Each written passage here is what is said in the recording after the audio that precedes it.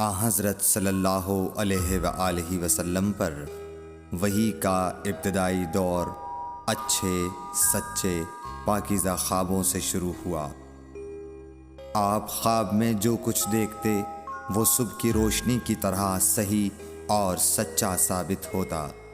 پھر من جانب قدرت آپ تنہائی پسند ہو گئے اور آپ نے غار حرا میں خلوت نشینی اختیار فرمائی اور کئی دن اور رات وہاں مسلسل عبادت اور یاد الہی و ذکر میں مشغول رہنے لگے۔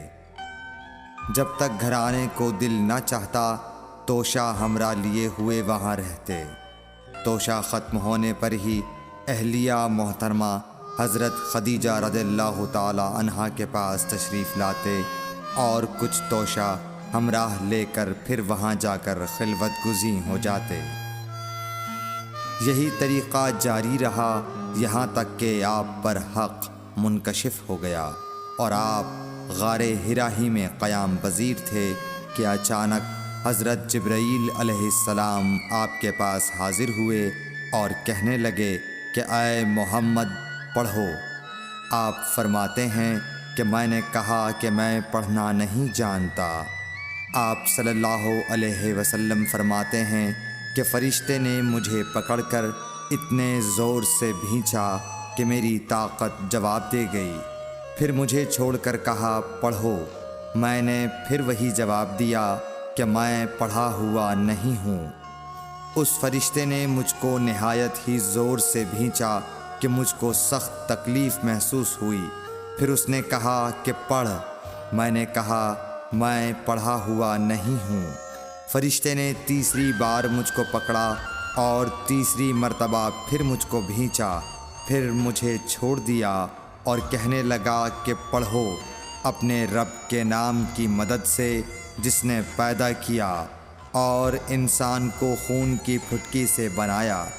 پڑھو اور آپ کا رب بہت ہی مہربانیاں کرنے والا ہے۔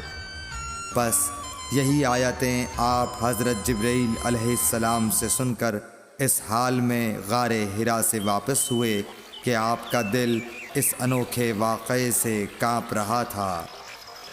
آپ حضرت خدیجہ کے ہاں تشریف لائے اور فرمایا کہ مجھے کمبل اوڑھا دو، مجھے کمبل اوڑھا دو۔ لوگوں نے آپ کو کمبل اوڑھا دیا۔ جب آپ کا ڈر جاتا رہا تو آپ نے اپنی زوجہ محترمہ حضرت خدیجہ رضی اللہ تعالی عنہا کو تفصیل کے ساتھ یہ واقعہ سنایا اور فرمانے لگے کہ مجھ کو اب اپنی جان کا خوف ہو گیا ہے۔ آپ کی اہلیہ محترمہ حضرت خدیجہ رضی اللہ تعالی عنہا نے آپ کی ڈھارس بندھائی اور کہا کہ آپ کا خیال صحیح نہیں ہے۔ اللہ کی قسم آپ کو اللہ کبھی رسوا نہیں کرے گا۔ آپ تو اخلاق فاضلہ کے مالک ہیں۔ آپ تو کنبہ پرور ہیں، بے کسوں کا بوجھ اپنے سر پر رکھتے ہیں، مفلسوں کے لیے آپ کماتے ہیں، مہمان نوازی میں آپ بے مثال ہیں اور مشکل وقت میں آپ امر حق کا ساتھ دیتے ہیں۔ ایسے اوصاف حسنہ والا انسان یوں بے وقت ذلت و خواری کی موت نہیں پا سکتا۔ پھر مزید تسلی کے لیے حضرت خدیجہ رضی اللہ تعالی عنہا آپ کو ورقہ بن نوفل کے پاس لے گئیں جو ان کے چچا زاد بھائی تھے اور زمانہ جاہلیت میں نصرانی مذہب اختیار کر چکے تھے اور عبرانی زبان کے کاتب تھے۔ چنانچہ انجیل کو بھی حسب منشائے خداوندی عبرانی زبان میں لکھا کرتے تھے۔ انجیل سریانی زبان میں نازل ہوئی تھی، پھر اس کا ترجمہ عبرانی زبان میں ہوا۔ ورقہ اسی کو لکھتے تھے۔ وہ بہت بوڑھے ہو گئے تھے، یہاں تک کہ ان کی بینائی بھی رخصت ہو چکی تھی۔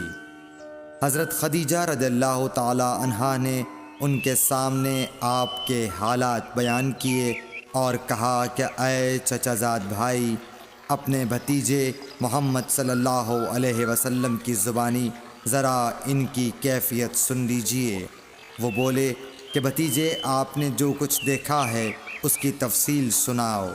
چنانچہ آپ صلی اللہ علیہ وآلہ وسلم نے از اول تا آخر پورا واقعہ سنایا، جسے سن کر ورقہ بے اختیار ہو کر بول اٹھے کہ یہ تو وہی ناموس معزز رازدان فرشتہ ہے جسے اللہ نے حضرت موسیٰ علیہ السلام پر وحی دے کر بھیجا تھا۔ کاش میں آپ کے اس عہد نبوت کے شروع ہونے پر جواں عمر ہوتا، کاش میں اس وقت تک زندہ رہتا جب کہ آپ کی قوم آپ کو اس شہر سے نکال دے گی۔ رسول کریم صلی اللہ علیہ وآلہ وسلم نے یہ سن کر تعجب سے پوچھا کہ کیا وہ لوگ مجھ کو نکال دیں گے، حالانکہ میں تو ان میں صادق و امین و مقبول ہوں۔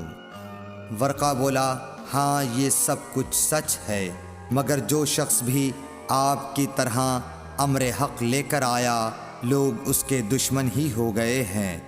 اگر مجھے آپ کی نبوت کا وہ زمانہ مل جائے تو میں آپ کی پوری مدد کروں گا، مگر ورقہ کچھ دنوں کے بعد انتقال کر گئے، پھر کچھ عرصے تک وحی کی آمد موقوف رہی۔ صحیح بخاری حدیث نمبر 3۔